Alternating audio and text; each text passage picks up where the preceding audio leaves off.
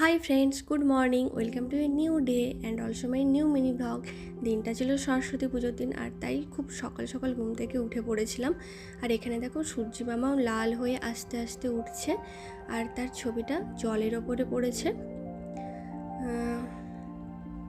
সকাল সকাল স্নান সেরে একদম সাজগোজ করে আমি রওনা দিয়েছিলাম আমার গ্রামের বাড়ির উদ্দেশ্যে। তো ওখানেই আমাদের সব সময় পুজো হয়, প্রতি বছর পুজোতে আমি ওখানেই যাই। আমি, মা, বাপি তিনজনেই ওখানে পৌঁছে যাই। তো এবারেও যথারীতি পৌঁছে গিয়েছিলাম, কিন্তু গিয়ে দেখি পুজো হয়ে গেছে। আসলে পুজোটা খুব সকাল সকাল শুরু হয়েছিল, অত সকালে আসতে পারিনি। আর এই যে আমাদের ঠাকুর, দেখো ঠাকুরটা আমার খুব সুন্দর লেগেছে, ছোট্টর ওপর খুব সুন্দর। আমার কাকু কাকিমা গিয়ে এটা পছন্দ করে কিনে এনেছিল। আর এর পাশেই দেখো কাকিমার পুচকে গোপাল বসে রয়েছে, সেও খুব সুন্দর করে সেজেছে। হ্যাঁ, আমাদের এই দিন বাড়িতে আমার ছোট্ট ছোট্ট দুটো বোন, পাড়ারই দুটো বোন, এরা হাতে খড়ি দিতে এসেছিলো। আর আমি আমার বাড়িতে পুজো অঞ্জলি দিতে পারিনি, তাই আমি আমার পাশে দিদার বাড়িতে চলে গিয়েছিলাম অঞ্জলি দেওয়ার জন্য।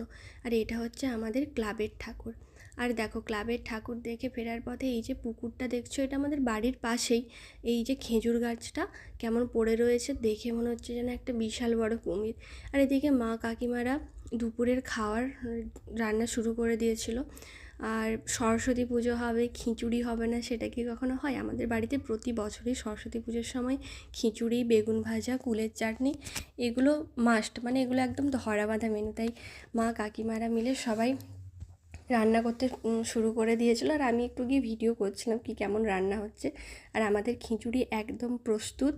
তার সাথে ছিল বাঁধাকপির তরকারি আর কুলের চাটনি, বেগুন ভাজা। হ্যাঁ, আর তোমরাও কিন্তু জানিও তোমাদের সরস্বতী পুজোটা